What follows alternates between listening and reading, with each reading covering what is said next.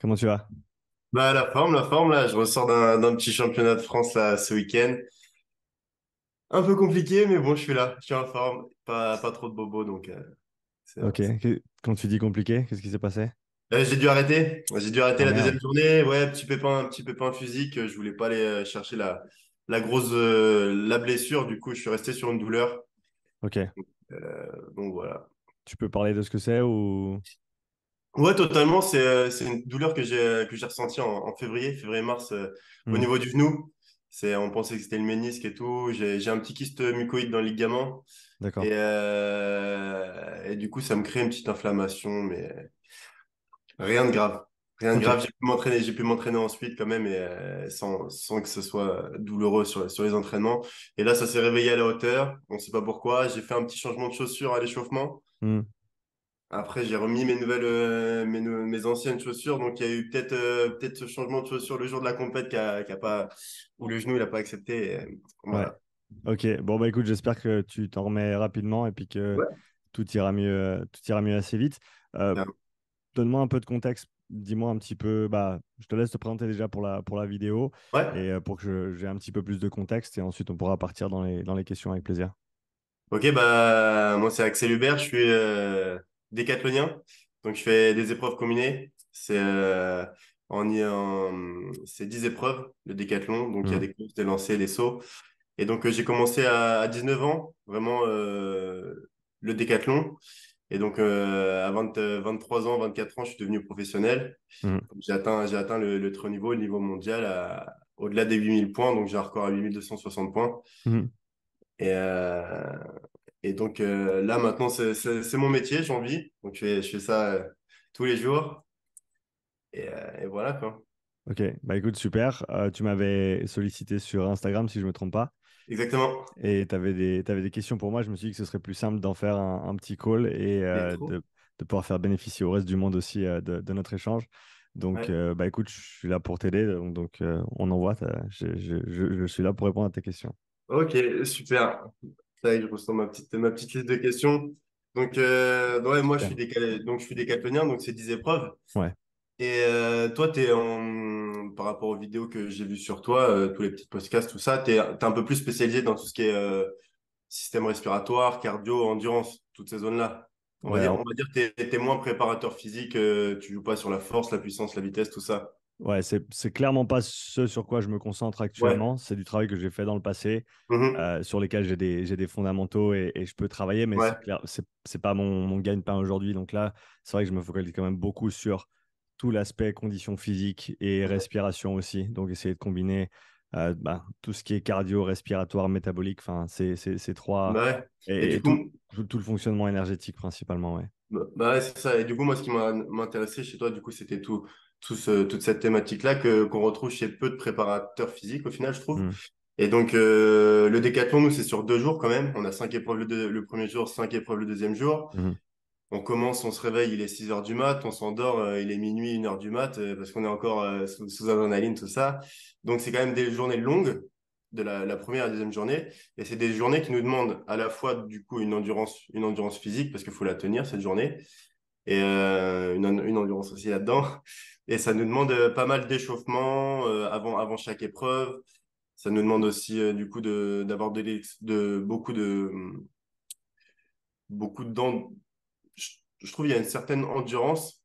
Et donc, moi, ma question, c'est on a 10 épreuves et on n'en a qu'une seule au final qui demande de l'endurance, le 1500. Mhm. Donc, les 1500 mètres, la dernière épreuve. Et les 9 autres, c'est plus des épreuves d'explosivité et de vitesse. Du coup, comment réussir à travailler cette épreuve de 1500 sans influencer sur la préparation des autres? Et est-ce que tu parles ici d'interférence entre le développement plutôt cardio-métabolique et le développement de force et de puissance? Ouais, un peu cette opposition, ouais. Mhm. Cette opposition et comment mettre en place, du coup, un peu dans la prépa physique, un entraînement pour éviter que ça vienne un peu en interférence. Si ça vient en interférence, parce que je suis pas assez peut-être calé pour le dire. Ouais, tu fais bien de poser la question comme ça. Les interférences, elles sont documentées au niveau moléculaire. Donc, si tu regardes la MPK et le mTOR et ce genre de voies de signalisation pour la voie plutôt cardio et la voie plutôt force, respectivement. Ils ont montré qu'il y avait des interférences à ce niveau-là. Par contre, quand tu sors de ce milieu, on va dire, très, très abstrait, qui est le milieu moléculaire où tu isoles des choses, quand tu Mhm. regardes un athlète, à moins que tu fasses des grosses séances de bourrin en force et en cardio tous les jours, il n'y a virtuellement pas vraiment d'interférence. Là où tu vas avoir une interférence, c'est plutôt au niveau de ta gestion du volume de semaine. C'est-à-dire que où est-ce que tu vas mettre quel focus par rapport à tes besoins. Donc, ma première question pour toi, ce serait, tu performes comment sur le 1500 par rapport aux autres épreuves? Ça serait la première étape pour déterminer, OK, comment est-ce qu'on va envisager l'élaboration d'un plan d'attaque. D'un plan, ouais. Bah, moi, quand je suis en forme, donc mes allures sur le 1500, c'est sur mes records, ou en moyenne, je suis sur du 4 minutes 40, donc un peu plus de 19 km/h. Mhm, Peut-être du 19,5, un truc comme ça. Et moi, je trouve que c'est un niveau qui reste quand même assez bas, mais assez moyen, qui reste moyen pour un décathlonien. Les très bons décathloniens, ils arrivent à descendre sous les 4 minutes 20. mhm, Et je trouve que c'est plus normal parce qu'on est quand même, enfin, les hommes, normalement, la course, c'est primitif, quoi. mhm, On doit savoir courir. Je trouve que les décathloniens, ils savent plus trop courir. On est sur des allures quand même, on est sur des allures assez lentes par rapport aux capacités physiques qu'on a. mhm.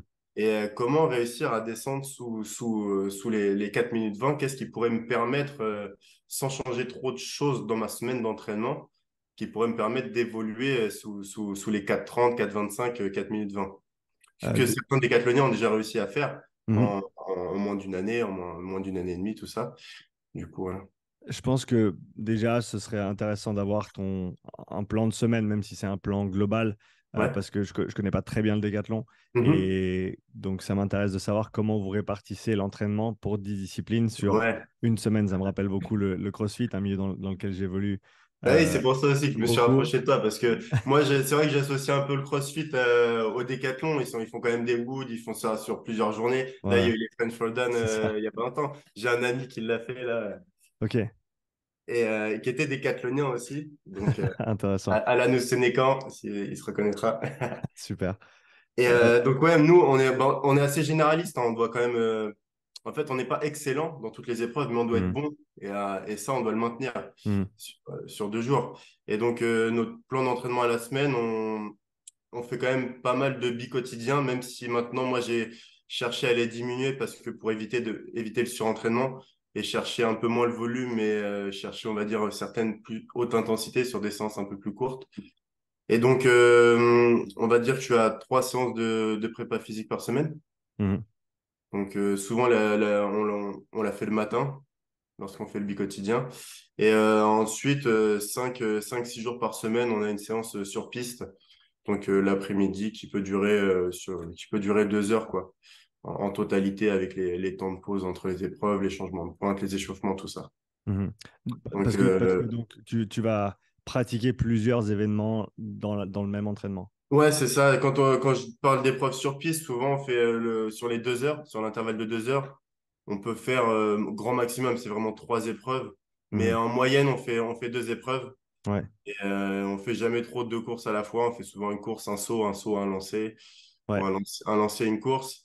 Et ouais. dans une semaine, en moyenne, ça peut être, je vais te dire, le lundi, ça peut être du sprint. Mardi, on va dire, je fais une séance de sprint pure dans la semaine, Mhm, une séance de haies pure dans la semaine. Ensuite, il y a 2 journées où on fera un saut et un lancer. mhm. Et ensuite, on va axer une séance de résistance et aussi une autre séance d'aérobie. Ok, ta séance d'aérobie, elle est structurée comment? La séance d'aérobie, elle est structurée principalement sur du fartlek en forêt. Ok, ça marche. Et en Voilà. termes d'intensité sur cette séance, durée et intensité juste de 1 à 10 sur l'échelle de difficulté. C'est du 8, je dirais. Ok, Du 8 et ouais, on s'en voit quand même. On s'en voit quand même sur le vide, les pulsations elles montent très haut, quoi. ok, ça marche. Est-ce que vous incluez du travail dit aérobie, mais où tu es plutôt dans du 2 ou 3 sur 10? dans la Et semaine? avant chaque séance, on a souvent des footings, Mhm. en forêt, mais qui durent 10 minutes. Et du coup, là, on est sur des allures où on papote ensemble, entre potes, tu vois. On est là, on arrive avant la séance, Mhm. on trottine. Et ensuite, sur ces 10 minutes-là, à la fin de ces 10 minutes, on ajoute 4 minutes où on monte à une allure où là, ça devient un peu difficile de discuter. Mais on n'est pas dans le rouge. Du coup, sur 10 c'est plus du 5 6 quoi. Ouais, donc là, on est sur une quinzaine de minutes au total. C'est plutôt l'échauffement avant vos séances, c'est ça? Ouais, c'est ça, grand max, Ouais, c'est 12 15 minutes. Des fois, c'est 8 4 enfin, puis ok. ouais. Une chose que tu as mentionnée, c'est le fait que, contrairement dans le passé, tu fais moins de bi-quotidien pour Ouais. des histoires de capacité de tolérance du volume, vraiment. Dans le... Ouais, c'est ça, tolérance du volume, mais parce que j'ai été sujet après ma grosse année où j'ai été à mon plus haut niveau en 2020. J'ai été sujet à beaucoup de blessures, donc Mhm, qui ont lieu principalement sur les membres inférieurs, donc tendon d'Achille. mhm, Et ça m'a perturbé dans ma progression. mhm, Donc ça a été sûrement lié à un surentraînement, et donc on a cherché à trouver un peu qu'est-ce qui avait changé donc dans ce surentraînement. C'était vraiment le surentraînement, mhm, et du coup on a cherché à diminuer le volume et chercher à faire de la qualité. mhm. Donc voilà. Je pense avec et ton emploi du temps devrait te le permettre. La première chose que je pense dont tu pourrais bénéficier, c'est d'inclure en tout cas 2 heures d'endurance fondamentale par semaine sur un vélo, par exemple. Ouais, Les raisons pour ça, c'est que déjà, on va pas rajouter à ta charge structurelle au niveau des genoux, des tendons, etc., avec plus de course à pied, vu que tu fais beaucoup de sauts, tu fais des haies, tu fais c'est de la ça, ouais. course. Donc, tu cours assez. Et de ce que tu me dis là, tu cours tout le temps vite. Il n'y a pas vraiment. C'est c'est ça, nous, en fait, dans l'athlétisme, dans le décathlon, si on veut aller vite, il faut courir vite à Ouais, bien sûr. l'entraînement. Si on veut aller vite, il faut être à Vmax à un moment donné à l'entraînement. Si on veut Mm, augmenter cette Vmax, il faut qu'on soit à Vmax. Et du coup, même dans les sauts, à un moment donné, si on veut chercher une technique, on peut pas travailler tout le temps la technique en étant à 60%. À un moment donné, il faut l'expérimenter à 100%. Donc, ça demande tout le temps à être au moins dans une semaine, il y a au moins 3 jours où on mm, a des contraintes physiques qui sont quand même assez élevées. ouais. Et ouais. Et donc, je pense que l'endurance fondamentale serait intéressante, pas parce qu'on veut que tu sois lent dans tes compétitions, Ouais, mais on veut que tu puisses déjà tolérer ton volume d'entraînement dans la semaine. Les blessures, comme tu l'as dit, c'est souvent un signe qu'il y a trop. Il y a trop par rapport à ce qu'on arrive à récupérer. mhm. Et l'endurance fondamentale, c'est développer ta condition physique pour mieux récupérer, en gros, pour faire très simple. Et c'est aussi quelque chose qui va te permettre, à mon avis, d'avoir une meilleure endurance dans ta semaine d'entraînement. C'est-à-dire qu'en fin de semaine, tu te sentiras plus frais. En compétition, en fin de compétition, après 2 jours complets de compétition, Ouais, il y a grande chance que tu te sentes plus frais. Et je veux dire, c'est un des paramètres de récupération, c'est d'avoir cette endurance fondamentale. Moi, je l'ai vu avec les crossfitters, je l'ai vu avec des combattants, je l'ai vu avec plein d'autres sports. Et ça n'a pas besoin d'être très volumineux et ça n'a surtout pas besoin d'être difficile. Ça ne devrait pas être difficile. Et ok. donc, si tu me dis que dans ta semaine, tu n'as pas 2 heures d'entraînement où tu es, on va dire, à 3 ou en dessous sur 10, Très donc tu peu, peux ouais. maintenir une conversation et que tu le fais en continu. Et à Mm. mon avis, c'est un des intérêts du vélo, c'est que tu n'as pas d'impact et que c'est assez facile à mettre en place. Si tu as des potes avec qui aller le faire ou des collègues d'entraînement, prends un vélo et sors parce que c'est plus sympa. Après, il faut juste être rigoureux sur ta gestion de l'intensité et pas se tirer Ouais, la bourre et rester à 3. Ou alors, tu te mets sur un vélo d'intérieur et tu tournes. Ça peut être fait avant une séance. Bon, quand il fait chaud, c'est pas le top. Tu peux le faire après une séance, hein. Donc, si tu n'as pas envie de rajouter des entraînements dans la semaine, après une séance qui était peut-être pas trop volumineuse, tu peux être posé sur un vélo post-entraînement et tourner pendant 45 minutes, 1 heure. Tu peux le faire en tant que séance dédiée. Quand il fait froid en hiver, tu peux le faire en pré-séance. Ça marche très bien pour des entraînements où tu as besoin d'être très chaud. ok. Ouais, Euh, c'était une question que je voulais te ouais, poser. À quel moment placer ouais. dans la semaine, du coup, c'est l'endurance fondamentale, t'appelles L'endurance ça? fondamentale. Ouais. Du coup, cette endurance fondamentale. Je pense que pour débuter, 2 heures semaine, c'est un bon point de départ. Est-ce que tu peux en faire plus à l'avenir loin des compétitions? Je te dirais oui. Est-ce que Ok. tu dois en faire beaucoup tout le temps? Non. C'est vraiment un outil que tu peux utiliser à certains moments de l'année. Et je pense qu'une base de 2 heures par semaine, c'est déjà un bon point de départ. Et si tu n'en as pas fait avant ou pas beaucoup fait, déjà avec 2 heures semaine, tu t'en ressentiras les bénéfices d'ici quelques semaines. Ok. En général, ça prend 8 à 10 semaines pour se manifester, donc c'est pas quelque chose qui arrive très très rapidement. Faut un peu y croire avant de le voir parce que ça Ouais. va prendre du temps pour se manifester. Mais de mon expérience, alors vu ton niveau, je suis un peu réticent à te dire fais 4 fois 30 minutes dans la semaine réparties comme tu veux, parce qu'à mon avis, avec ton niveau d'entraînement, ce sera peut-être pas suffisant. Ouais. Du C'est coup, possible. toi, dans le Ce sera séquencement de ces 2 heures, tu favoriserais plus le 2 fois 1 heure, du coup. Je te dirais, pour commencer, on coupe la poire en deux et tu fais 2 fois 30 minutes et 1 fois 60 minutes. Et tu les Ouais. répartis dans ta semaine comme ça t'arrange. Les 30 minutes, ça peut être pré-entraînement, ça peut être post-entraînement. Même l'heure complète, ça peut être post-entraînement. Si tu as des séances ben, du coup, qui se rallongent pas mal, disons que tu as fait une séance d'une heure et demie, puis que tu fais encore 1 heure de vélo derrière, tu as une séance qui a duré 2 heures, 2 heures et demie. Là, ça commence à être important de s'alimenter pendant ta séance. Donc, d'avoir des barres de fruits, d'avoir des Ouais. petits bonbons Haribo, d'avoir un shaker avec de la malto. Enfin, il y a plein d'options. De ce côté-là, tu peux t'informer assez facilement sur tout ce qui se fait dans les sports d'endurance au niveau de la nutrition intra-séance. Ouais. Simplement parce que d'être bien alimenté pendant ces longues séances, ça te permettra de mieux en récupérer, d'avoir plus d'énergie et surtout de ne pas compromettre la qualité de tes séances qui suivront. Donc, même si D'accord. c'est le jour après. Donc, pour moi, la nutrition intra-séance, ça devient important dès le moment où tu fais plus d'une heure et demie, 2 heures dans ta séance. Donc ça, c'est quelque chose à considérer. Comme je t'ai dit, les 30 minutes, tu peux les faire avant ou après, l'heure aussi. Si tu veux le mettre en séance dédiée à un autre moment dans la journée, ou par exemple là où tu avais un bi-quotidien avant, tu l'as enlevé, tu peux remettre une deuxième séance avec cette heure très facile. Donc Mhm. là, il fait chaud, donc tu vas transpirer, mais en hiver, tu vas à peine transpirer, c'est pas dur de respirer, tu n'auras pas du tout mal aux jambes. Si tu as l'impression de perdre ton temps, c'est que tu fais bien les choses. En gros, Ok. faut dire que c'est ça le truc. Et encore une fois, c'est pas à ces intensités-là que tu vas gagner tes compétitions. Par contre, il faut te dire que tu développes ta base, ta caisse, ton endurance, ta récupération et ta durabilité. Et ça va avoir une répercussion sur tes entraînements et sur la qualité de tes compétitions aussi. D'accord. Donc ça c'est principalement du coup sur les régimes basse intensité, donc l'endurance fondamentale. C'est Et ça. à côté de ça, si j'ai envie de chercher à développer donc ma vitesse sur le 1500 mètres, Mhm. donc là, va falloir quand même mettre des séances dites plus haute intensité. Alors, je pense qu'elles ont leur place et elles seront nécessaires, bien sûr. Ouais. Mais de ce que tu me dis là, t'es pas à court de vitesse et d'intensité. Enfin, ça, c'est quelque chose que tu sais faire. Du coup, Après, ça voudrait presque dire que vu qu'on a un certain volume d'entraînement quand même à haute intensité dans la semaine sur des distances courtes quand même, mhm. sur des vitesses courtes, juste travailler cette endurance fondamentale à raison de 2 heures par semaine fragmentée, ça pourrait me permettre de maintenir un niveau 1500 mètres qui reste haut.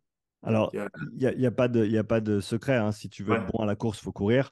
donc ouais, Donc, ouais, c'est sûr. il faudra de toute façon que tu fasses tes entraînements de course spécifiques Mhm. 1500, etc.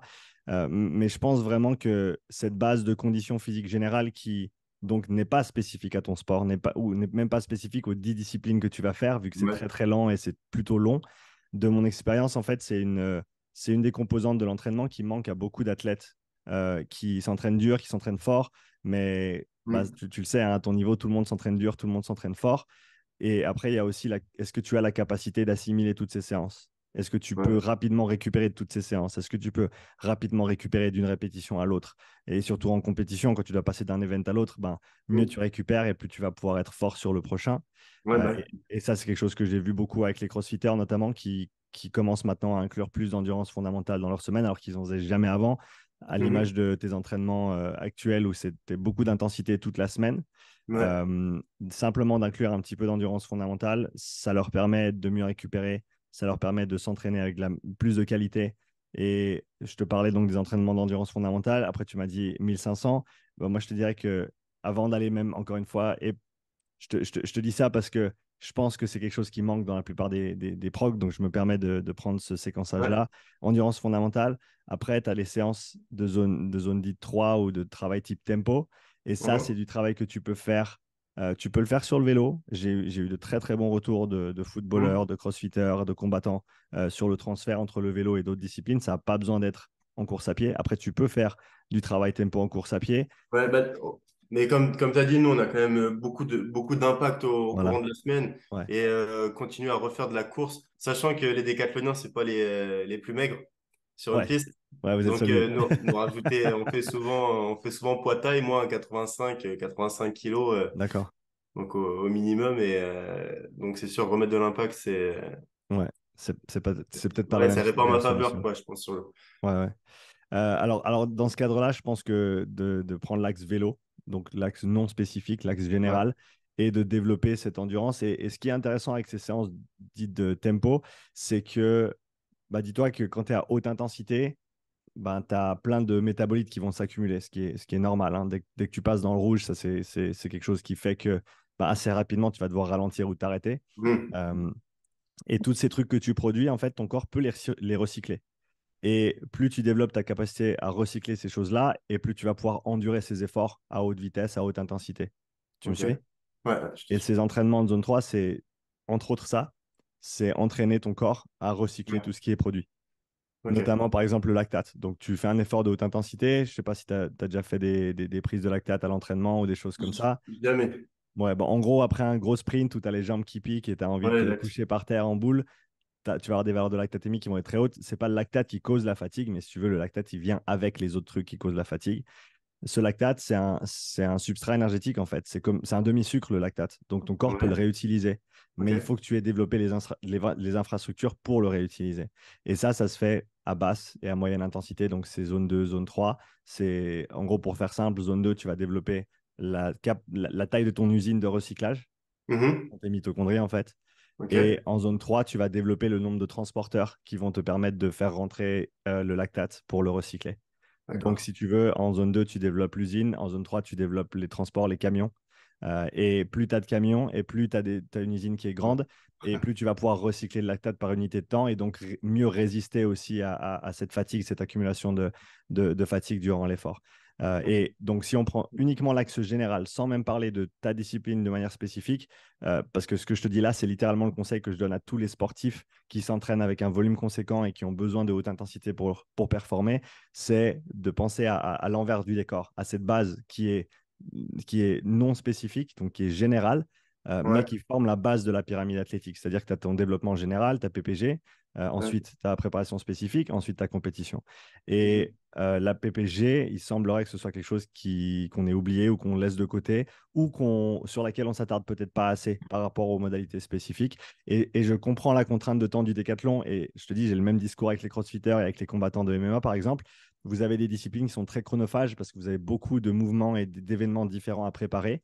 Ah oui. Et Mhm. automatiquement, le focus, il va aller sur ces éléments-là parce que tu as besoin de performer dans ces 10 événements, sinon tu vas pas pouvoir tu vas pas Ouais. pouvoir faire des bons résultats. Et le premier truc à être mis de côté, c'est le développement qui n'est pas spécifique, justement. Parce qu'on se dit, ben, c'est pas spécifique, j'ai pas beaucoup de temps, donc je vais faire que ce que j'ai besoin. Mhm. Mais je pense qu'on Ça. manque une part de Le l'histoire. PPG, ouais. Ouais, ouais. Ouais. Là, c'est vrai que la base, à un moment donné, on est tellement dans le haut niveau qu'on cherche qu'à exceller sur le spécifique, Mhm. mais on en oublie toute notre base. Ouais. Et Vous avez. c'est vrai que c'est à ce moment-là que bah, tu récupères moins, que tu as les Mhm. petites blessures qui arrivent et Mhm. tout. Mhm. Et Vous, ouais. vous avez une hors-saison? Vous avez une période de l'année où vous n'avez pas trop de compétition ou ça tourne un peu toute l'année le circuit? Bah, c'est par rapport aux échéances, par rapport aux minima. Si on arrive à faire des minima et qu'on se qualifie aux compétitions, bah, à la suite de la compétition, on va se prendre quelques jours, quelques semaines de repos, mais ça, on peut pas le savoir à l'avance. On peut pas le savoir à l'avance. Mais on a toujours des périodes, on a des périodes quand même qui peuvent aller jusqu'à 2 semaines de repos complet, quoi. 2 semaines de repos complet. Est-ce que tu as des périodes dans l'année d'un mois, 2 mois, 3 mois où tu t'entraînes pas comme un décathlonien? Non. Toujours. Toujours, ouais. Toujours. Je pense que c'est là où est la difficulté dans ces sports où tu as un calendrier qui est quand même bien fourni. Ouais. Et en gros, tu as tout le temps, si tu veux compétitionner tout le temps, tu peux. Et comme tu l'as dit, si tu as des minima, s'il y a des contraintes au niveau Mm. logistique pour te qualifier pour d'autres échéances, tu vas Ouais. être obligé de le faire. Euh, Parce que on parle de décathlon. Le décathlon, c'est l'été, mais il y a aussi l'heptathlon. ouais, L'heptathlon, c'est cette épreuve, mais du coup, c'est pendant la saison hivernale. et tu le fais Donc, aussi. la saison hivernale, c'est de fin novembre à mars. Et Ouais, la saison estivale, bah, c'est de fin avril à août, quoi. ouais, Donc, d'accord. à un moment donné, Ouais, tu es tout le temps en prépa, tu es tout le temps en prépa, tu es tout le temps en prépa. Ton ouais. corps, il sature, il récupère plus. Et c'était pour ça que je voulais avoir des informations sur comment comment gérer un peu différemment pour avoir une meilleure forme. Ouais, Du coup, grâce à l'endurance fondamentale, grâce à, je sais pas si tu vas m'en apprendre plus, je pense, sur aussi les exercices pour la capacité respiratoire, tout ce qui est capacité respiratoire. ouais, ça, on peut en parler Euh, aussi. On peut en et parler aussi, ouais. quel test physique tu me recommanderais aussi pour que j'ai des valeurs, pour que je sache sur quelles allures je dois tenir, enfin, quelle allure, mes rotations de jambes sur un vélo, par exemple, ou les BPM que je dois avoir sur le vélo. Ouais, je te dirais le plus simple pour commencer, c'est d'y aller au ressenti. Parce que Ouais. le mieux, ce serait d'aller faire une évaluation en labo avec un test d'effort, en gros, sur un vélo qui va te donner, euh, en gros, tes seuils. Donc, Ouais. en gros, sur le spectre d'intensité, tu as deux seuils, deux points de transition qui sont importants, qui, Mhm. en gros, se manifestent à cause d'un changement d'état interne. C'est-à-dire qu'à basse intensité, en endurance fondamentale, ta cellule, en fait, tes cellules peuvent gérer tout le travail qui est généré. C'est-à-dire que si je mesure ton lactate qui est dans le sang, Ouais. on verra des valeurs qui seront même plus basses que celles que tu avais au repos parce que tu recycles plus que tu ne produis, en fait. Dès le moment où tes valeurs de lactate dans le sang commencent à monter, parce que au final, ce qu'on mesure dans le sang, c'est ce que tu as produit moins ce que tu as recyclé. Et après, on mesure ça dans le sang. Donc, au repos, tu peux avoir par exemple 1,5 millimoles par litre, ce qui est normal. Euh, une fois que tu commences à faire un échauffement, par exemple à basse intensité, tu vas peut-être être à 1,0 ou même 0,5, ce qui nous dit que, en gros, voilà, ton corps peut recycler plus et tes cellules peuvent vraiment gérer toute la charge de l'effort. Après, quand on passe ce premier seuil, tu vas arriver dans ce qu'on appelle le domaine élevé. Et là, c'est des intensités qui sont soutenues, on va dire. C'est-à-dire que, et c'est là où se fait notamment ce travail de type tempo qui est 23. dur, mais pas très, très dur. C'est un peu de l'endurance épicée. C'est genre, tu as les jambes qui piquent, mais au niveau respi et cardio, tu es bien. Tu vois ce que je veux Bien, dire? ouais. Voilà. Ok. Mais sens vraiment les jambes qui piquent. Et ça, donc, tu es dans le jaune, si tu veux, jaune, jaune-orange. Et là, ce qui se passe, c'est que ton muscle, si tu fais du vélo par exemple, tes quadris peuvent plus gérer tout seul. Donc, Mhm. ce qu'ils font, parce que donc, tu produis un peu plus de lactate que ce que tu arrives à recycler. Et donc, le delta, il va se présenter dans le sang. Et si on mesure ça dans le temps, ben, on aura des valeurs qui seront élevées, mais qui seront stables. Donc, on a quand même un état de stabilité interne, mais au niveau de l'organisme au complet. OK. Et Ok. une fois que tu dépasses le deuxième seuil, là, tu passes dans le rouge. Et là, c'est plus des efforts qui sont, on va dire, au-delà du 8 sur 10. Et à ce moment-là, tu peux plus maintenir l'état d'équilibre interne. Donc, tu as vraiment D'accord. ces trois états internes distincts. Et toi, bien sûr, dans tes courses, à part le 1500 sur un effort de 4 minutes, 4 minutes 30, où tu vas être en haut de ce domaine rouge, si tu veux, en haut de la Ouais. partie rouge. Tout le reste, tout ce qui est des sauts et tout ce qui est même des sprints, ça va être dans le domaine dit extrême qui est un petit peu plus loin. Mais pour rester fixé sur ces deux seuils, parce qu'au final, quand on parle d'endurance fondamentale, etc., c'est sur ces deux seuils qu'on va rester fixé parce que c'est ça qui nous intéresse. T'as Pour moi, tu as deux moyens de les déterminer. Un, c'est d'aller en labo et de les mesurer. Donc, tu fais des prises de lactatémie, tu fais des mesures d'échange gazeux et tu détermines ces points de transition. Mhm. Euh, Donc ça, ce serait intéressant que je les fasse quand même. ce serait intéressant que tu les fasses dans la mesure où tu travailles avec quelqu'un de compétent, et je t'expliquerai pourquoi je me permets de dire ça, Ouais. et dans la mesure où l'équipement que tu vas utiliser pour effectuer les tests va être proche, voire le même que celui que tu utilises dans tes entraînements au quotidien. Ok. La raison pour laquelle je me permets de parler de la compétence de la personne, c'est que c'est quelque chose que je fais moi-même, hein, les profilages physiologiques. Et j'ai eu plusieurs personnes maintenant qui m'ont envoyé des résultats de tests qu'ils avaient fait en labo avec des médecins. Et je ne suis pas là pour taper sur les médecins, bien entendu, mais souvent, dans ces cas-là, ou en tout cas dans les cas que j'ai pu voir, ces médecins, c'est des gens qui travaillent en général avec des gens qui sont hors de forme. Donc, quand ils ont des athlètes qui viennent d'un très haut niveau, ils ne savent pas vraiment les gérer. J'ai déjà entendu des gens qui seront arrêtés à genre 7 sur 10, alors qu'ils pourraient enfin, c'est des gens qui savent pousser à 10 sur 10. Ouais. J'ai vu récemment des interprétations qui étaient complètement à l'ouest pour une athlète de CrossFit. Et c'est malheureux parce que tu vas en labo pour avoir des valeurs précises sur lesquelles bosser, mais après, certains te donnent des estimations et des interprétations qui sont fausses, qui sont mauvaises. Donc, dans la mesure où tu trouves quelqu'un de compétent, donc par exemple, trouve un coach qui bosse avec des triathloniens, avec des coureurs à pied, avec Ouais. des, Bon. avec des cyclistes, et qui fait ça fréquemment avec des gens de haut niveau. Ok. Donc là, c'est clair que tu auras des valeurs qui seront pertinentes à utiliser à l'entraînement. L'alternative à ça, si soit tu n'as pas accès ou autre, c'est simplement déjà de le faire au ressenti. Tu peux très Ok. très bien t'entraîner au ressenti, bien Mhm. t'écouter. Et comme je t'ai dit, un 3 sur 10, c'est quoi? C'est tu peux tenir une conversation, tu n'as pas les jambes qui piquent. Si tu finis la séance et que tu as les jambes un peu lourdes, c'est que tu es un petit peu trop dur. Si tu mesures ta fréquence cardiaque sur une séance d'1 heure sur le vélo, entre la minute 10 et la minute 60, tu devrais avoir un plat. Tu ne devrais pas avoir de montée progressive.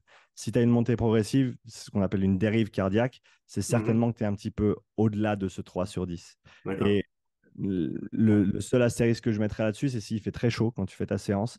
Là, c'est bien possible qu'on voit une dérive cardiaque parce que bah, la chaleur fait que ton corps doit se débarrasser du chaud interne via normalement la peau, notamment la peau. Et donc, il y a pas mal du sang qui est redirigé vers la peau pour se débarrasser de cette chaleur interne.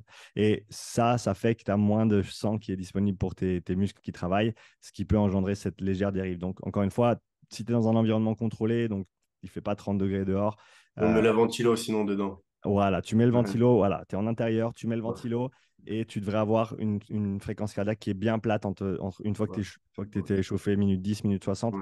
On ne devrait pas voir ça bouger. Ça, Ok. c'est pour ta séance d'endurance fondamentale. Et pour tes séances dites de tempo, là, en termes de structure de séance, donc tu veux un bon échauffement, 10, 15, 20 minutes pour les plus longues séances.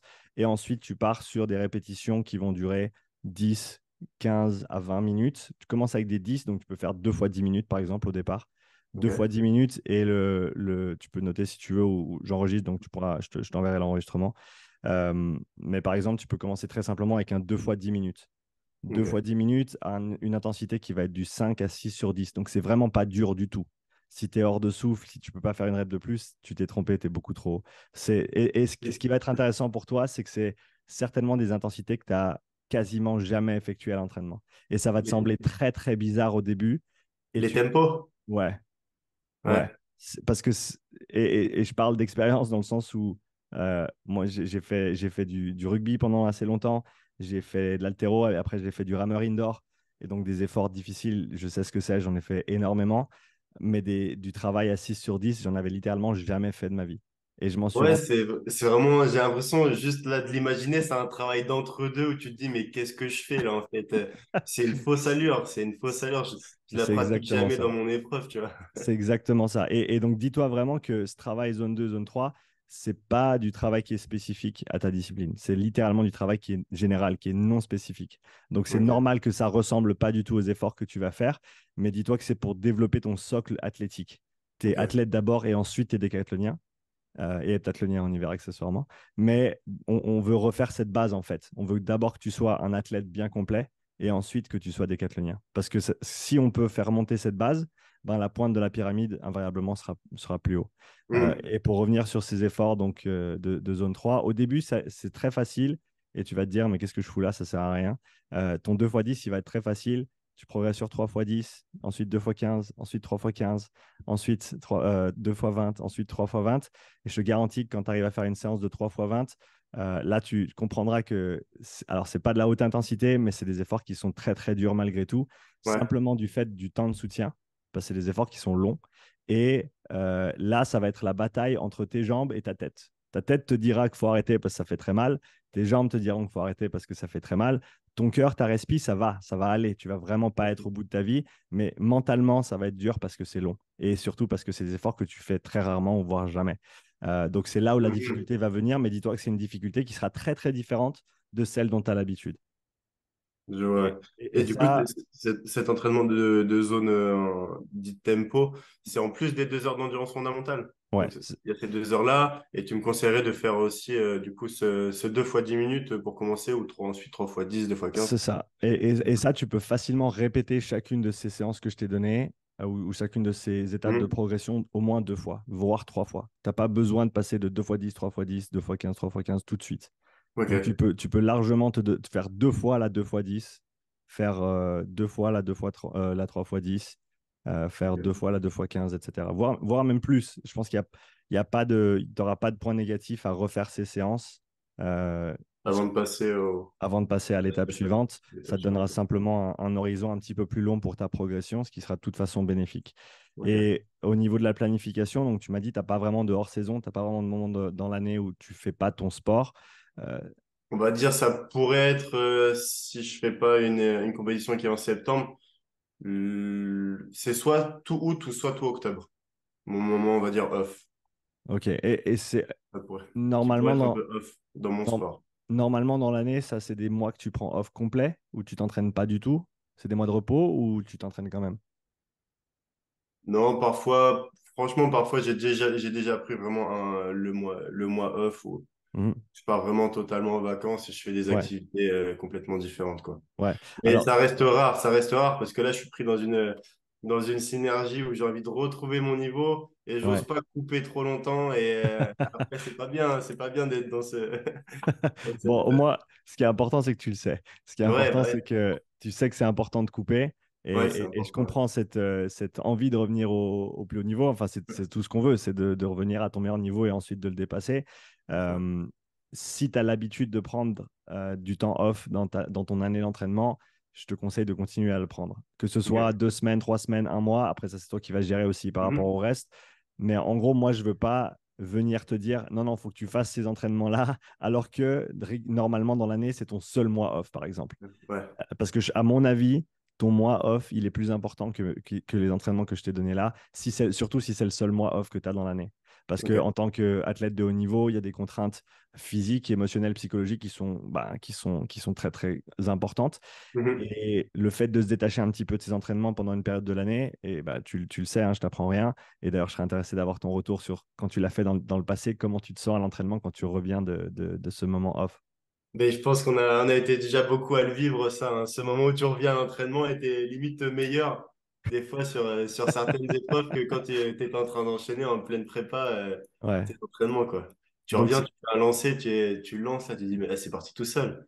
Bah ouais, mec, je sais pas, t'as récupéré, ton corps, bah, si tu avais le il est nerveux remis à dans les jour. si tu le nerveux dans les chaussettes toute la saison et que tu t'es Mhm. enfin donné la possibilité de récupérer et que ton nerveux a pu se réveiller parce qu'avant, il C'est était. ça. C'est l'analogie que j'ai bien utilisée, c'est ou l'idée de comment tu répartis ton intensité sur la semaine. Et ça, c'est quelque chose que tu peux ensuite extrapoler au niveau de l'année. C'est-à-dire que, enfin, moi, je vois ça beaucoup dans le CrossFit, les gens s'entraînent quasiment tous les jours. Même Mhm. que les gens fassent du bi-quotidien ou pas, par exemple, tu vas avoir 5 jours qui vont être très durs et les 2 jours qui pourraient être off, jeudi et dimanche couramment pour les crossfitters, eh ben, ils vont quand même faire des trucs. Et la petite histoire que je dis souvent, c'est ouais, donc je suis sorti faire une petite marche tranquille parce que c'est jeudi, mon jour de repos. Mais ensuite, il y avait une côte. J'ai vu un gars passer, il m'a chauffé un petit peu, donc j'ai décidé de courir. Après, j'ai sprinté en haut, puis après, je me suis dit que autant faire une vraie séance, donc j'ai continué à courir pendant 1 heure. Et ça, c'est la journée type de repos, tu vois ce que je veux dire? Et le Ouais. souci avec ça, c'est que en fait, tu es tous les jours en train de pousser l'enveloppe, tu es tous les jours en train de pousser, pousser, pousser, ce qui fait qu'au final, ton système nerveux, il peut jamais être à 100%. Parce que tu Mhm. as tout le temps un petit peu de fatigue du jour d'avant ou des 2 jours d'avant. Et ce que j'essaye de faire avec les crossfitters notamment, c'est de les aider à polariser leur semaine en termes d'intensité d'entraînement. C'est-à-dire qu'il y a des jours où tu sais que tu vas aller vraiment à la mine et que tu vas avoir 2 séances et que ça va être très très dur, mais tu Mhm. sais aussi que le lendemain, tu peux véritablement récupérer pour être frais à nouveau et pour pouvoir repartir après. Et ça, je pense que tu peux l'étendre au niveau macroscopique, au niveau de l'année, où ben, si tu es tout le temps à bloc, chaque mois de l'année, tu es à bloc, ben, tu n'as jamais vraiment l'opportunité pour redescendre littéralement te déconditionner volontairement pour ensuite te donner la place de te reconditionner et de remonter en puissance et en force et en explosivité, etc. Ouais, parce que c'est vrai on a souvent peur de ce reconditionnement, combien de temps il va mettre aussi. Et à mon avis, je suis tout à fait d'accord avec toi, c'est la grande crainte, hein, c'est se dire, ouais, mais Ouais. je reviens d'un mois et je ne sers plus à rien, et mon Dieu, qu'est-ce qui va se passer? Et là où c'est important, je pense, de faire confiance et de comprendre le processus, c'est de se dire, eh ben, combien de temps ça va prendre pour revenir à à mon meilleur état de forme avant ma pause? Ben, idéalement, ça va être quelques semaines avant la compétition, avant ton prochain pic de forme, Pic de pour que tu aies forme. encore un petit peu d'espace pour aller au-delà du palier Ok. que tu avais avant. Ouais. Le problème, c'est qu'on veut revenir de vacances, on veut revenir d'un mois off et Et se dire direct. demain, il faut que je sois au même niveau qu'avant. Mais Ouais. on s'en fout que tu sois bon maintenant. Tout ce qu'il faut, c'est que tu sois meilleur qu'avant à ta prochaine compétition. Donc après, ça, c'est le jeu du coach de bien planifier les choses pour se dire, oh, OK, donc Ouais. on revient de vacances. Disons que ton meilleur niveau avant, c'était le niveau 5. On va Hmm. prendre une échelle très, très simple. Tu étais au niveau 5, Ouais. tu prends ton repos et tu reprends les entraînements et tu es au niveau 2 maintenant. OK? Mhm. Eh ben, tout ce qu'il faut, c'est que tu planifies de telle sorte à ce que quand tu arrives à la prochaine compète, tu sois au niveau 6. Ok. Donc, en fait, ton niveau précédent, tu vas pas l'atteindre pendant un bon moment parce qu'il faut Ouais. redévelopper vers le haut. Mais si tu Ok. redescends pas, tu pourras pas remonter. Parce que tu le sais, hein, et ben, malheureusement, Mm. tu l'as vécu un petit peu aussi avec la saison que tu as eue après ta grosse saison où tu as eu tes meilleures performances. Bah, si tu relâches pas, à un moment donné, tu peux pas. C'est un peu. Si tu es en fond de quatrième, faut pas appuyer sur le champignon. Faut passer la cinquième. Et pour Mm. passer la cinquième, ton moteur, il fait quoi? Il baisse de régime. Ok, ok. Et donc, ces pauses, ces moments off, c'est des baisses de régime qui sont nécessaires pour pouvoir pousser un petit peu plus loin, un petit peu plus vite après. Et oui, oui, tu vas servir à rien quand tu reviens de vacances, et c'est normal, et c'est pas grave, ça fait partie du processus d'entraînement. Mais c'est aussi justement te donner la place de pouvoir aller au-delà de ce que tu avais fait avant. Parce que Mm. tu peux pas être à ton pic de forme 12 mois de l'année. Enfin, Non. ça marche pendant une année. Bah, c'est exactement ça, c'est exactement ce que je dis. Je coach un peu aussi des petits jeunes là dans le pôle où je suis, et je leur expliquais que moi, mon corps, il a tenu une année, Mhm, à très haute intensité, il a tenu une mhm. année, mais à un moment donné, il s'est dit, bah, Axel, on va te mettre une petite blessure ici pour te dire, bah, calme-toi. C'est ça. Voilà, c'est ça. Et au début, je le comprenais pas, moi. Donc, je Mhm. recommençais encore à haute intensité. Tac, ça durait sur une période de 3 mois. Je tapais des énormes performances. Et d'un seul coup, mon corps, il disait, bon, bah, Axel, je te remets une autre blessure ici. Et Voilà. puis, ça a été ça vraiment pendant 2 ans, quoi. Mhm. Là, pendant 2 ans, là, je ressors, là, et je me dis, mais ok, bah, faut peut-être à un moment donné que je comprenne, que je m'entoure de personnes bah, qui travaillent avec des athlètes sur la périodisation, sur comment réussir à récupérer dans une séance, Ouais, tout en travaillant malgré tout, bien sûr. comme tu dis de faire. Et c'est pour ça que c'est intéressant. Donc, pour revenir à la planif, pour te donner quelque chose de concret, donc je t'avais dit, Ouais. c'est 2 heures par semaine d'endurance fondamentale, idéalement 2 fois 1 heure. Si tu n'arrives pas à le faire, 2 fois 30 plus 1 fois 60. Euh, Mhm. pour commencer, et ça va, je pense, 2, 3 mois, tu n'as pas besoin de faire beaucoup plus. Ok. Une fois que tu sens que t'apporte un bénéfice et que peut-être sens que tu peux en bénéficier de plus, on peut avoir une conversation de, OK, est-ce qu'on passe à 3 heures, est-ce qu'on passe à 3 heures et demie, à quel moment de l'année. Tu vois, peut-être un petit peu plus loin des grosses échéances compétitives, quand tu as Ouais. beaucoup de déplacements, quand tu n'as pas beaucoup de temps, etc.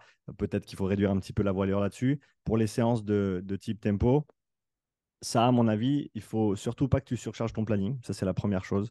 Parce que Mhm. on veut toujours rajouter des choses, mais est-ce qu'on peut C'est vraiment en ça. récupérer? Donc, l'idée, c'est déjà qu'avec cette endurance fondamentale, d'ici quelques semaines, tu vas commencer à sentir que tu gères un petit peu mieux la charge d'entraînement. Ça, c'est en Mhm. général ce qui se passe.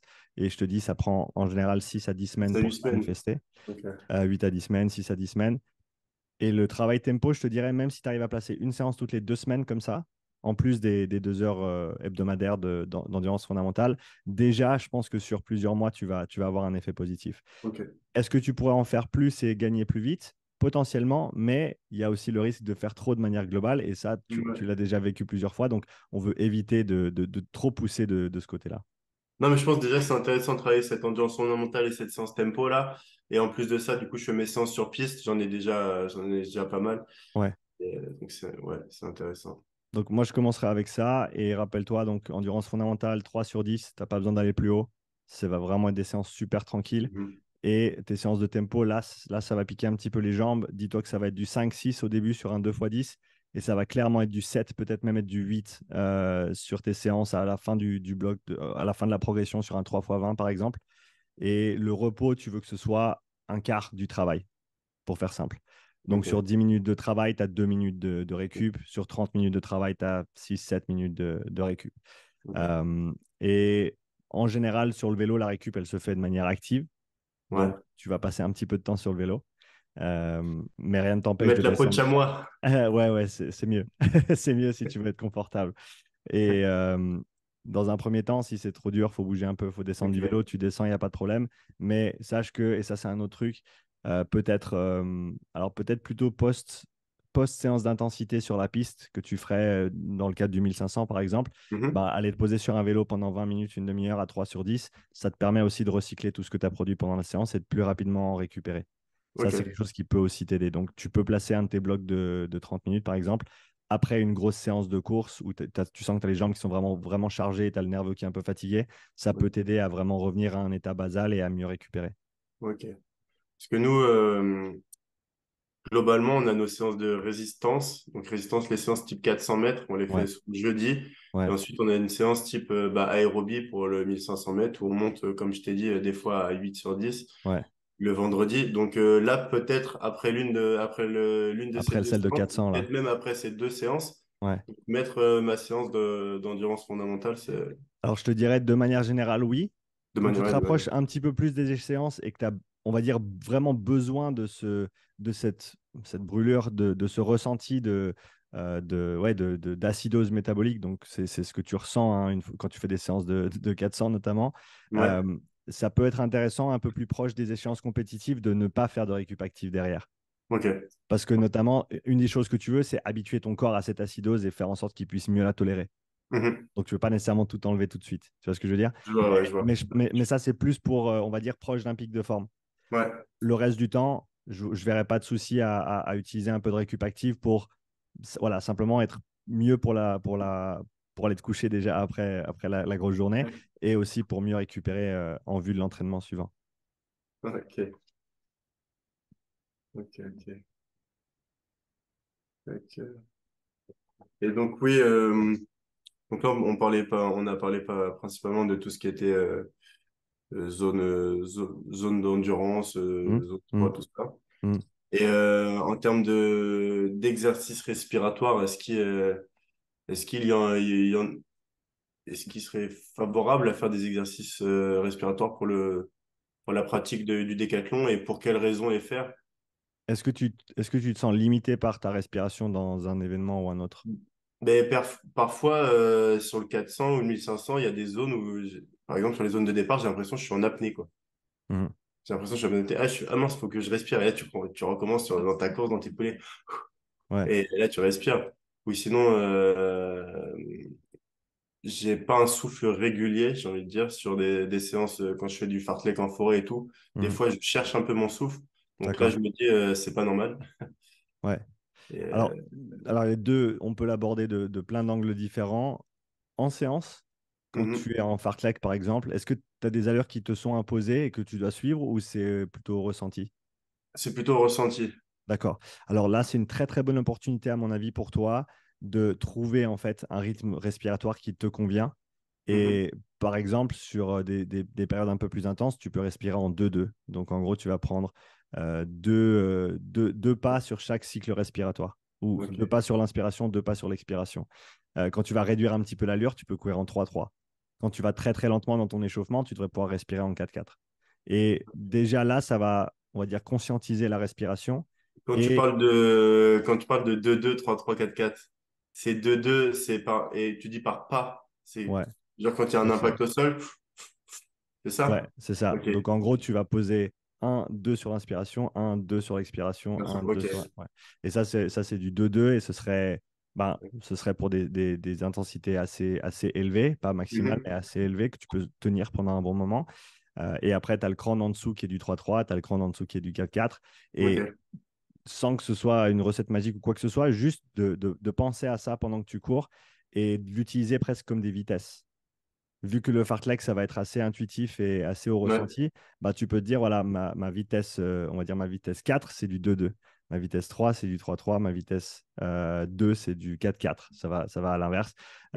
Mais en gros, ça te permet d'utiliser ça comme moyen d'autoréguler l'intensité de ta séance et en même temps d'avoir un meilleur contrôle respiratoire sur ce que tu fais pendant cet effort et de ne pas sentir comme si tu cours et après ta respiration, elle fait n'importe quoi à côté. Ouais, c'est ça, ouais. Parce qu'en gros, tu vas guider tes intensités d'effort avec ta respiration. Donc ça, ce serait une manière de l'intégrer au niveau actif. Et c'est pas facile au début, hein. Donc dis-toi que si c'est une compétence qui est nouvelle, comme toute compétence nouvelle, ça va te prendre du temps et pas mal de focus, d'intention Ouais. pour que ça fonctionne. Et au début, ça va être difficile. Donc si tu fais ta première séance et que tu dis putain, ça me fait chier, c'est impossible ou c'est très difficile, c'est bien. C'est exactement ce qu'il te faut parce que Ouais. tu as de la marge de progression. OK? Ouais, Et parce que là, en plus, moi, je te demande, je t'appelle et tout, c'est pour sortir un peu de ma zone de confort. Parce ouais, que là, c'est top, c'est super. je suis un peu dans ma zone de confort, je suis un peu sur mes habitudes, et je Ouais. me dis, bon, bah, allez, faut changer de disque un peu, faut retrouver peut-être des nouveaux exercices, ou Mhm, même retrouver des bases, et mhm, là, tu m'en apportes, là. Et mhm. c'est vrai que cette respiration, moi, je la travaille pas du tout, enfin, je la travaille pas du tout, et Ouais. la travailler de cette manière-là, ça peut être productif. Ouais. Donc ça, c'est un aspect que tu peux développer. Simplement te coucher par terre avec une main sur le ventre, une main sur le torse et apprendre à dissocier une respiration abdominale et thoracique. Il y a Mhm. plein de vidéos explicatives sur YouTube sur comment faire ça, tous les exercices de cohérence cardiaque, des trucs très très simples. Ouais, Simplement ça pour, encore une fois, poser ton attention et ton intention sur la respiration. l'inspiration, ouais. Et là, c'est clair que ce serait un niveau très simple dans le sens où tu n'as pas de distraction externe, tu n'as pas l'effort, tu n'as pas la course à pied. Donc, et je pense que le faire dans les deux situations, c'est intéressant. Autant de le faire intégré à ta discipline qui est Vas-y. la course, où la course joue un grand rôle dans toutes tes performances, mais aussi de le faire de manière dissociée, isolée et de manière à très faible intensité, juste avec l'intention de mieux contrôler ta respiration. Ça peut être intéressant. Après, il y a des exercices de renforcement, on va dire, des muscles respiratoires qui peuvent être intéressants aussi, Mhm. à compter que ça demande en général un petit peu de matériel et du temps supplémentaire d'entraînement. Mais c'est des Ouais. choses qui sont bien documentées, qui ont un impact positif sur les performances sportives. Et au grand minimum, moi, ce que j'ai pu voir avec les gens qui ont fait ce travail-là avec moi, c'est que c'est du travail qui t'amène un meilleur contrôle de ta respiration. C'est-à-dire Ouais. que, et moi, moi, je ne peux pas te mesurer l'hypertrophie du diaphragme et des trucs comme ça qui sont documentés dans la recherche par rapport à ce type d'entraînement. Mais par contre, quand quelqu'un me dit, eh ben là, je sens que je contrôle beaucoup mieux ma respiration, que je pars plus en hyperventilation, je perds plus le contrôle et que quand je me concentre dessus, j'ai juste plus de contrôle pendant mes efforts et ça m'aide aussi à gérer quand c'est des intensités qui sont très difficiles, ce genre de choses. Donc, d'expérience, je peux dire que c'est quelque chose qui va. Si tu sens que des fois ta respiration t'en perds le contrôle ou elle te contrôle ou qu'elle part dans Ouais. tous les sens, je pense que ça peut être quelque chose à explorer. Ça peut être intéressant. Ok. Ouais. Et ça, si c'est quelque chose que tu veux explorer, on peut en discuter. Moi, j'ai une boîte avec laquelle je bosse. Elle est basée au Canada, donc l'outil prend un petit peu de temps à venir. Mais c'est des gars qui bossent avec des triathlètes, qui Mhm. bossent avec des gars qui font du VTT et d'autres disciplines. Moi, je l'ai utilisé avec pas mal de crossfitters, avec beaucoup de retours positifs. Donc, si c'est quelque chose qui t'intéresse, c'est pas nécessairement tout de suite, hein, rien ne t'empêche d'aller faire ces Ouais. petits exos faciles, les exos en course à pied, avec Ouais, la bah ouais. répétition et Parce que d'explorer ça un petit peu plus tard. ok. Ouais, Mais, ça pourrait être mais je pense intéressant. que ouais, zone 3 zone 2 zone 3 pour ton endurance fondamentale, enfin ta base athlétique de manière générale et ta récupération et ta résistance à la fatigue. Et ce qui est intéressant, je pense, avec ces entraînements de type tempo, c'est que les retours que j'ai eu des crossfitters, c'est que, et maintenant il y en a eu tellement qui m'ont dit que c'est pas juste un truc qui est sorti une fois, c'est qu'ils me disent, tu sais, quand ils sont dans les WOD et qu'ils transitionnent d'une station à l'autre ou d'un exo à l'autre, Ouais. je récupère plus vite entre deux stations.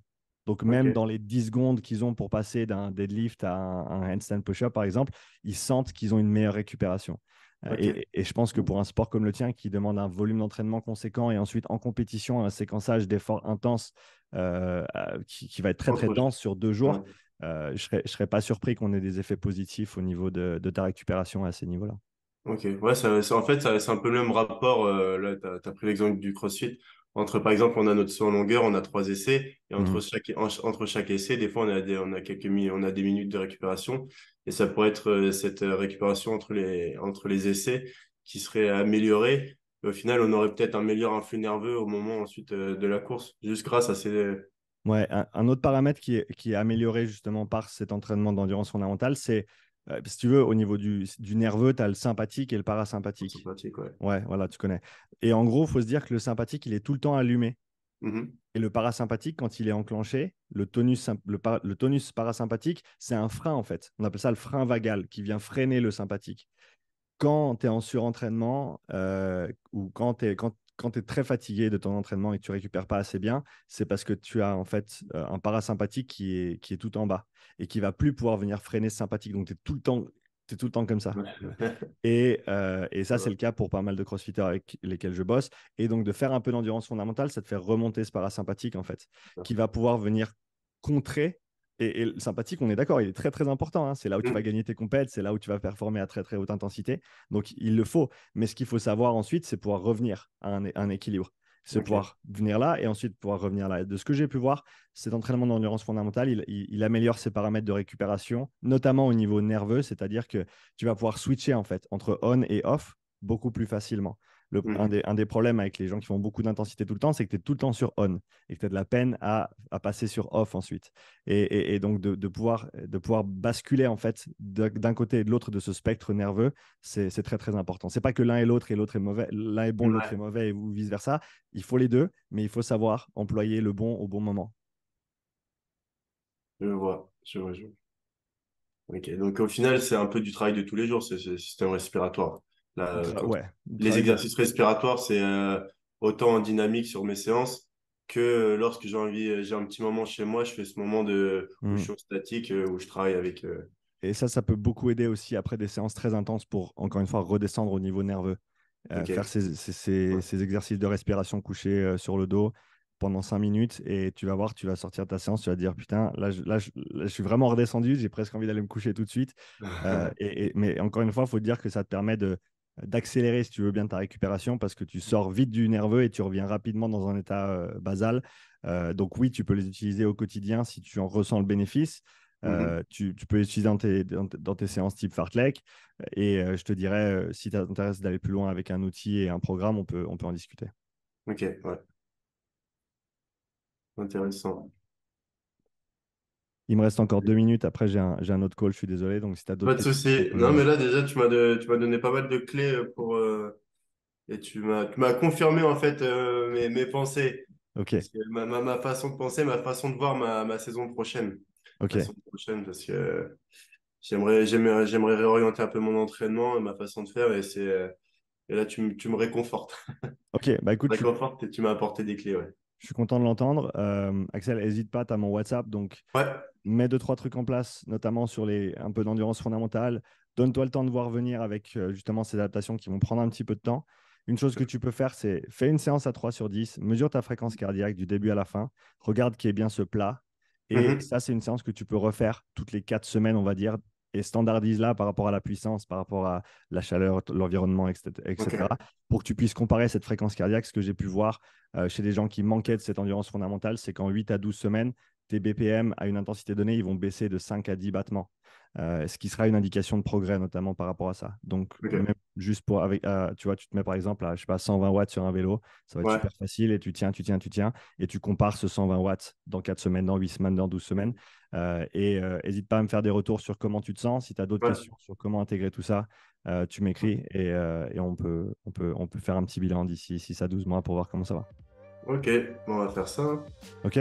On va faire ça, ouais. Merci. Merci à toi. Bel Ouais, toi aussi. après-midi. Ouais, salut, toi aussi. Merci. Ciao. À une prochaine. Ciao.